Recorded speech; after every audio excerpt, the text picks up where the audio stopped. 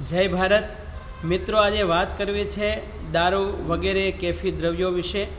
આજે ગુજરાત અને ભારત વર્ષમાં અને વિશ્વમાં ત્રણ પ્રકારે દારૂ વગેરેનું વ્યસન થાય છે। એક તો ટેન્શન કહેતા દુઃખ દૂર કરવા માટે, બીજું દેખાડો કરવા, જે ખરેખર મોટો ખાડો છે, એટલે દેખાદેખીને ખાતર પણ માણસો દારૂ પીવે છે, અને ત્રીજું કારણ છે માત્ર મોજને ખાતર દારૂ પીવે છે। પણ મિત્રો યાદ રાખજો કે દારૂ પીવાથી કોઈ ફાયદો નથી થતો, ક્ષણિક ફાયદો જરૂર હશે, તો એમાં કેટલા નુકસાન થાય છે એ પણ મનીષીઓએ ગણાવ્યા છે। એક તો પારિવારિક નુકસાન થાય છે, પરિવારના સંબંધો બગડે છે। બીજું કે શારીરિક નુકસાન પણ થાય છે અને માનસિક નુકસાન પણ થાય છે।